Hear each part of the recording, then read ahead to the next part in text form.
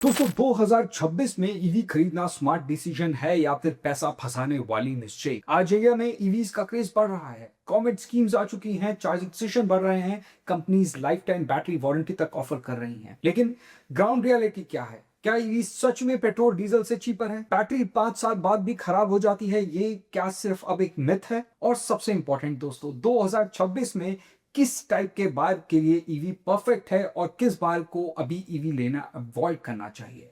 तो आज की इस वीडियो में हम ईवी ओनरशिप की असली ट्रुथ डिस्कस करेंगे, बिना किसी हाइप के, सिर्फ प्रैक्टिकल रियलिटी की बात करें। तो चलिए वीडियो को शुरू करते हैं। मैं हूं सौरभ और आप देख रहे हैं ऑल अबाउट ईवी। दोस्तों यहां पर हम ईवीज को सिर्फ फीचर्स और रेंज के बेसिस पर नहीं बल्कि रियल ओनरशिप के एंगल से समझते हैं। आप जानते हैं कि इंडिया में ईवी मार्केट जो है अब एक्सपेरिमेंटल स्टेज से बाहर आ चुका है। 2025 में इंडिया में ईवी सेल्स लगभग 2.3 मिलियन यूनिट्स तक पहुंच चुकी है और ईवीज का शेयर टोटल व्हीकल रजिस्ट्रेशन में अराउंड 8% तक रिपोर्ट किया गया है। फाइनेंशियल ईयर 2025 और 26 में ईवी पेनिट्रेशन जो है वो लगभग 8.5% के आसपास पहुंचने की रिपोर्ट्स भी आई। मतलब कि ईवी अब निश प्रोडक्ट नहीं रहा, बस अब एक ये मास मार्केट की तरफ जो है क्लोज आ चुका है।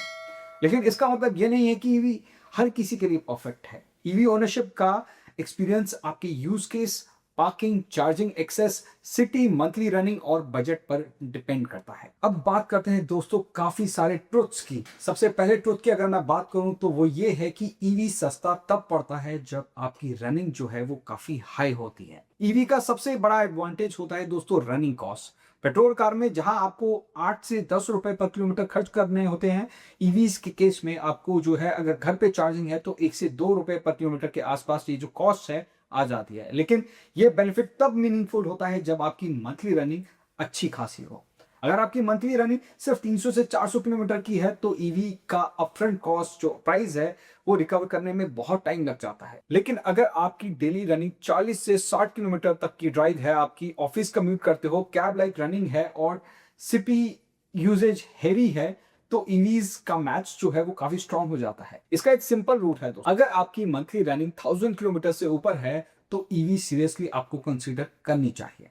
और अगर आपकी मंथली रनिंग 500 किलोमीटर से कम है तो ईवी लेना एक इमोशनल डिसीजन हो सकता है, फाइनेंशियल डिसीजन तो बिल्कुल भी नहीं। अब बात करते हैं दोस्तों दूसरे ट्रुथ की, यानी कि चार्जिंग इंफ्रास्ट्रक्चर बेटर हुआ है लेकिन परफेक्ट नहीं हुआ। 2026 में चार्जिंग स्टेशन 2020 जैसे तो नहीं है। पब्लिक चार्जिंग स्टेशंस का नेटवर्क बढ़ता हुआ नजर आ रहा है और गवर्नमेंट भी पीएम ई ड्राइव स्कीम के थ्रू चार्जिंग इंफ्रास्ट्रक्चर को काफी तेजी से पुश कर रही है। पीएम ई ड्राइव स्कीम अक्टूबर 2024 से मार्च 2026 तक इंप्लीमेंट होने के लिए नोटिफाइड और इसमें पब्लिक चार्जिंग इंफ्रास्ट्रक्चर के लिए डेडिकेटेड सपोर्ट भी इंक्लूड किया गया था।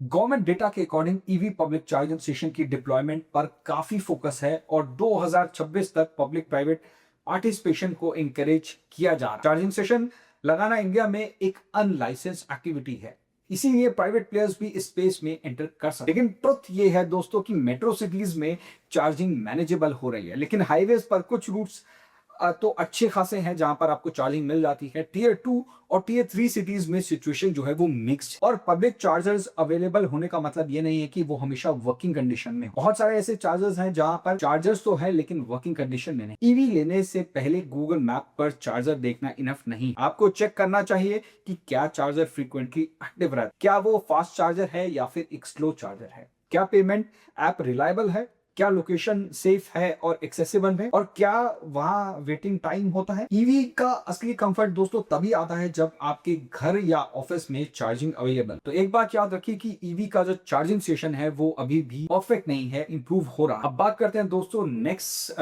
ट्रुथ की, जो है होम चार्जिंग है तो ईवी ओनरशिप स्मूथ है। ईवी ओनरशिप का दोस्तों गोल्डन रूल ये है कि होम चार्जिंग है तो ईवी प्रैक्टिकल है, होम चार्जिंग नहीं है तो ईवी प्लानिंग है। अगर आपके पास फिक्स पार्किंग है, सोसाइटी परमिशंस है और डेडिकेटेड चार्जिंग पॉइंट लग सकते हैं आपके जो कार पार्किंग में, तो ईवी डेली लाइफ में ऑलमोस्ट मोबाइल फोन जैसे हो जाती है। यानी कि रात को आप प्लग इन चार्ज पे लगा दीजिए और सुबह जो है आपको फुल रेंज देखने को मिल जाती है। लेकिन अगर आपके पास जो अपार्टमेंट है वो रेंटेड है, पार्किंग जो है फिक्स नहीं है, सोसाइटी चार्जर अलाउ नहीं कर रही और ईवी ओनरशिप उस केस में दोस्तों इनकन्वीनियंट हो सकता है। इसीलिए ईवी शोरूम जाने से पहले 3 पॉइंट को जो है आप जरूर टेस्ट करो। पहला, क्या मेरी पार्किंग जो है वो फिक्स है, क्या वहां पर चार्जिंग पॉइंट लग सकता है, और क्या इलेक्ट्रिसिटी बिल जो है वो क्लियर रहने वाला है, कोई किसी के साथ इन्वॉल्व तो नहीं होगा? क्योंकि ऐसा है दोस्तों, कई सोसाइटीज में जो पार्किंग है वो -2 में है, बेसमेंट। अब वहां पर फायर एनओसी आपको जो बिल्डर है वो को नहीं मिल रहा है, क्योंकि फायर स्टेशन वालों का कहना है कि जो हमारी फायर व्हीकल्स हैं, कोई भी अगर कोई एक्सीडेंट होता है तो हमारे व्हीकल्स वहां तक नहीं पहुंच पाएंगे। इसीलिए वहां पर आरडब्ल्यूज जो हैं वो -2 पार्किंग में आपको चार्जर लगाना जो है वो अलाउ नहीं कर रहा। नो, इनफैक्ट वो जो ग्राउंड पे जो ग्राउंड फ्लोर है वहां पर आप लगा सकते हैं चार्जर्स, लेकिन वहां पर प्रॉब्लम ये है, इतना स्पेस नहीं है। अगर आपकी सोसाइटी में 4 से 5 चार्जर्स हैं तो गाड़ियां जो है वो ऑलमोस्ट 10 से 15 हैं, तो उस केस में चार्जिंग इनकन्वीनियंस आपको देखने को मिल सकता है। अगर आपकी ये जो 3 क्वेश्चन मैंने आपको बताए हैं, जैसे कि पार्किंग फिक्स है कि नहीं, चार्जिंग पॉइंट लगा सकते हैं कि नहीं, और इलेक्ट्रिसिटी की जो बिलिंग है वो क्लियर है, अगर ये तीनों चीजें सॉर्टेड हैं तो आपका आंसर जो है वो यस है। आप ईवी ओनरशिप का आपकी जो 70% टेंशन है वो खत्म हो जाती है। अब बात करते हैं नेक्स्ट पॉइंट की, रेंज क्लेम और जो रियल रेंज में जो है वो डिफरेंस होता है। ईवी कंपनी जो रेंज क्लेम करती हैं वो एक्चुअली टेस्ट कंडीशंस में होती हैं। रियल वर्ल्ड में driving style, AC usage, speed, traffic, tyre pressure, battery size और वेदर पर भी ये रेंज जो है वो डिपेंड करती है। अगर कंपनी 450 किलोमीटर की रेंज बोल रही है तो प्रैक्टिकल रियल वर्ल्ड में जो कार है वो 300 से 370 किलोमीटर के आसपास आपको रियल वर्ल्ड में रेंज डिलीवर कर सकते हैं, depending upon the car and the condition. EV buyers के लिए दोस्तों सबसे बड़ी गलती ये होती है कि ब्रोशर रेंज को देख के वो समझ लेते हैं कि ये तो रियल वर्ल्ड रेंज है, 500 किलोमीटर की रेंज है। तो आपको अगर ईवी सिलेक्ट करते वक्त ये फॉर्मूला यूज करना चाहिए कि आपकी डेली रन का at least 2.5x real range car में होनी चाहिए। आप इसको कैलकुलेट कर सकते हैं, अगर 40 किलोमीटर है तो इंटू 2.5x की जो रियल वर्ल्ड रेंज है वो जरूर होनी चाहिए। एग्जाम्पल के तौर पर अगर देखें कि आपकी डेली रनिंग 60 किलोमीटर की, तो 180 से 200 किलोमीटर की रियल वर्ल्ड रेंज आपकी ईवी के लिए इनफ है। अगर आपकी ईवी डिलीवर कर रही है तो वो ईवी आपके लिए इनफ है। लेकिन अगर आपके फ्रीक्वेंट हाईवे ट्रिप्स भी करते हो तो ये इंश्योर करो कि 350 किलोमीटर प्लस की रियल वर्ल्ड रेंज देने वाली ईवी ही आपके लिए बेटर रहने वाली। अब बात करते हैं दोस्तों नेक्स्ट टॉपिक की, यानी कि बैटरी वारंटी का गेम जो 2026 में चेंज हो चुका है काफी हद। पहले ईवी बायर्स का बिगेस्ट फियर था दोस्तों बैटरी रिप्लेस। लोग सोचते थे कि 5 से 6 साल बाद बैटरी खराब हो जाएगी तो 5 से 8 लाख रुपए का खर्चा आ सकता। 2026 में बैटरी वारंटी का सीन जो है काफी हद तक इंप्रूव हो चुका है। टाटा ईवीज कुछ मॉडल पर life time high volt battery warranty भी ऑफर कर रही है विथ सम सर्टेन कंडीशंस। तो टाटा वारंटी पेज पर आप हैरी लीवी के लिए आप जो अब देख सकते हैं कि 10 years 2 lakh kilometre standard battery warranty mention है। While Punch EV, Curvv EV और नेक्सॉन ईवी 45 किलोवाट आवर के लिए 8 इयर्स और 1,60,000 किलोमीटर तक का स्टैंडर्ड वारंटी जो है वो लिस्टेड। टाटा ने कर्व और नेक्सॉन 45 किलोवाट आवर का प्राइवेट इंडिविजुअल कस्टमर्स के लिए लाइफ टाइम बैटरी वारंटी की अनाउंस। महिंद्रा ने इनफैक्ट दोस्तों V6 और XUV90 के लिए फर्स्ट रजिस्टर्ड प्राइवेट ओनर्स के लिए life time battery warranty announce की। वाइल ओनरशिप चेंज के केस में वारंटी जो है वो थोड़ी सी कम हो जाती है, 10 इयर्स और 2 लाख किलोमीटर तक लिमिटेड हो जाती है। MG वेंचर पर भी फर्स्ट ओनर के लिए life time battery warranty mention की गई और बैटरी एज अ सर्विस यानी कि बैस मॉड्यूल भी ऑफर करता है, जिसमें कि अपफ्रंट कॉस्ट जो है वो आपकी गाड़ी की काफी लोअर हो जाती है। लेकिन यहाँ दोस्तों एक इंपॉर्टेंट ट्रुथ है, लाइफ टाइम बैटरी वारंटी का मतलब अनलिमिटेड फ्रीडम नहीं होता। टर्म्स एंड कंडीशन मैटर करती है, फर्स्ट ओनर क्लॉज मैटर करता है, प्राइवेट रजिस्ट्रेशन मैटर करती है, सर्विस शेड्यूल मैटर करती है और ओनरशिप ट्रांसफर के बाद वारंटी चेंज हो सकती है। इसी में ये भी खरीदते वक्त सिर्फ बैटरी लाइफ टाइम वारंटी मत देखिए, हेडलाइंस पे मत जाइए, वारंटी पीडीएफ का ऑफिशियल टर्म्स एंड कंडीशन जो है वो जरूर रीड कीजिए। अब बात करते हैं दोस्तों मेंटेनेंस की। ईवीज के केस में मेंटेनेंस लो है, लेकिन ईवीज की जो मेंटेनेंस है वो जीरो नहीं है। ये बात आप बहुत ध्यान से सुनिए। बहुत लोग धोखा खा जाते हैं कि जो कार की मेंटेनेंस है वो 10 से 15,000 रुपए आती है 10,000 किलोमीटर पर, तो ईवीज में ऑलमोस्ट फ्री होती है, कुछ होता नहीं है।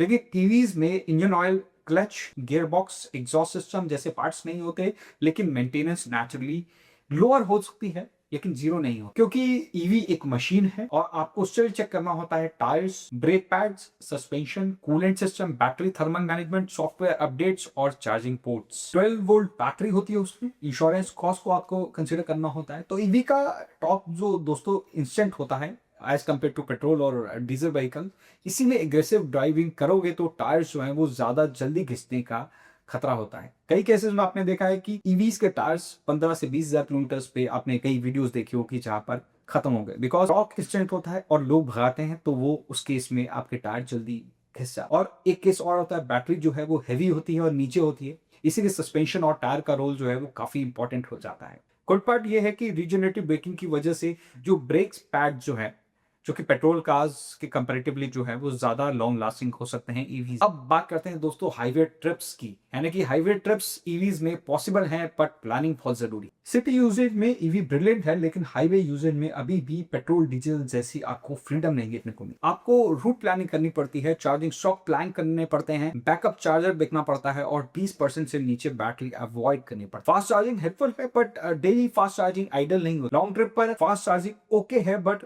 Regular home charging battery health के लिए काफी बेटर मानी गई है। ईवी हाईवे ट्रिप्स के लिए सिंपल रूल है दोस्तों, याद रखिए, स्टार्ट विथ 100%, 20% से नीचे अवॉइड करो, 80% के बाद चार्जिंग स्लो हो जाती है। सो टाइम ऑप्टिमाइज करना है तो 20 से 80% चार्जिंग विंडो जो है वो बेस्ट हो। एक चार्जर के भरोसे मत निकलो, बैकअप चार्जर रूट पर आइडेंटिफाई करो। अब बात करते हैं दोस्तों नेक्स्ट पॉइंट की, यानी कि रीसेल वैल्यू। ईवीज की रीसेल वैल्यू इंडिया में अभी डेवलपिंग स्टेज पर है। अर्लियर बायर्स को बैटरी डिग्रेडेशन और वारंटी कंफ्यूजन की वजह से रीसेल की टेंशन काफी होती थी। अब life time warranty, longer warranty, better battery chemistry और मोर ईवी अडॉप्शन के बाद रीसेल कॉन्फिडेंस जो है वो काफी हद तक इंप्रूव हो रहा है। बट यूज ईवी खरीदते वक्त बायर जो है battery health proof, service history, warranty transferability और चार्जिंग हिस्ट्री जो है वो चेक आपको जरूर करनी चाहिए। अगर EV first owner life time battery warranty के साथ लेता है तो रीसेल टर्म्स जो हैं वो केयरफुली आपको चेक करनी हो, क्योंकि कई केसेस में life time battery warranty second owner के लिए एप्लीकेबल नहीं। यूज ईवी लेते वक्त आपके लिए कुछ चेकलिस्ट हैं, आप चेक कर सकते हैं, जैसे बैटरी वारंटी ट्रांसफरेबल है या नहीं, सर्विस रिकॉर्ड कंप्लीट है या नहीं, एक्सीडेंटल हिस्ट्री है या नहीं, फास्ट चार्जिंग यूजेज एक्सेसिव तो नहीं था प्रीवियस यूजर का, बैटरी हेल्थ सर्टिफिकेट अवेलेबल है कि नहीं, कंपनी डायग्नोस्टिक रिपोर्ट मिल सकती है कि नहीं, ये सब चीजें आपको चेक करनी है ईवी लेते वक्त। अब बात करते हैं दोस्तों सबसे इंपॉर्टेंट पार्ट पर, यानी कि 2026 में ईवी किसको लेनी चाहिए। ईवी आपके लिए परफेक्ट है अगर आपकी डेली रनिंग हाई है, आपके पास होम चार्जिंग है, आप मोस्टली सिटी ड्राइव करते हो, आपका जो पेट्रोल कॉस्ट से आप अपना बचाना चाहते हो काफी हद तक बढ़ चुका है, और आप smooth silent instant talk driving enjoy करना चाहते हो, आप लॉन्ग टर्म ओनरशिप का प्लान कर रहे हो, तो ईवी जरूर लेनी। और ईवी अवॉइड या फिर डिले करो अगर आपके पास फिक्स पार्किंग नहीं है, होम चार्जिंग पॉसिबल नहीं है, आप फ्रीक्वेंटली अननोन हाईवे ट्रिप्स जो है वो ट्रैवल जो है प्लान कर लेते हो, आपकी मंथली रनिंग काफी लो है, आप रीसेल या फिर ट्रेंड के लिए ईवी लेना चाहते हो, आप सोसाइटी अप्रूवल के बिना ईवी बुक कर रहे हो, तो उस केस में आपको ईवी नहीं लेनी है या फिर डिले करना है अपने इस पॉइंट प्लान को। अब बात करते हैं दोस्तों petrol versus hybrid versus EV की रियलिटी 2026 में। ये 2026 में चॉइस सिंपल नहीं है। पेट्रोल कार स्टिल बेटर है अगर रनिंग लो है और बजट लिमिटेड है। हाइब्रिड कार्स बेटर है अगर लॉन्ग हाईवे ट्रिप्स ज्यादा है और चार्जिंग डिपेंडेंसी आपको बिल्कुल भी नहीं चाहिए। ईवीज बेस्ट है अगर आपका सिटी यूजेज हाई है और होम चार्जिंग अवेलेबल। ईवी को पेट्रोल कार के डायरेक्ट रिप्लेसमेंट दोस्तों मत समझो, ईवीज का डिफरेंट ओनरशिप इकोसिस्टम होता है। अगर आपका लाइफस्टाइल मैच करता है तो ईवी ब्रिलियंट है, अगर आपका लाइफस्टाइल मैच नहीं करता तो ईवी फ्रस्ट्रेशन भी बन सकती है। तो ट्रुथ ये है 2026 में ईवी ओनरशिप इंडिया में एक प्रैक्टिकल चॉइस हो चुकी है बट यूनिवर्सल नहीं हुई है। चार्जिंग नेटवर्क बेटर हुए हैं बट परफेक्ट नहीं हुए हैं। बैटरी वारंटी स्ट्रांग हुई है बट टर्म्स एंड कंडीशन वो बहुत ज्यादा इंपॉर्टेंट है। रनिंग कॉस्ट लो है बट अपफ्रंट कॉस्ट जो है वो काफी हाई है। सिटी यूजेज में ईवी एक्सीलेंट है, हाईवे यूजेज में ईवी प्लानिंग चाहिए। होम चार्जिंग है तो ईवी ओनरशिप स्मूथ है, होम चार्जिंग नहीं है तो केयरफुली आप चेक करो। तो मेरा ऑनेस्ट वर्डिक्ट ये है कि अगर आपका डेली कम्यूट करते हो, घर पे चार्जिंग आप लगा सकते हो चार्जर को, और लॉन्ग टर्म ओनरशिप चाहते हो तो 2026 में ईवी लेना एक स्मार्ट डिसीजन हो सकता है। लेकिन अगर आप पार्किंग, चार्जिंग और यूजेज पैटर्न आपका जो है वो क्लियर नहीं, तो आप ईवी ले रहे हो तो आप एक टेंशन खरीद रहे हो। अब आप बताइए कि आपका क्या ओपिनियन है, 2026 में ईवी लेना सही चॉइस होगा या फिर वेट करना चाहिए। कमेंट सेक्शन में आप अपना ओपिनियन जरूर बताइए। मिलता है आपसे नेक्स्ट वीडियो में, तब तक के लिए धन्यवाद। Drive safe and stay electric.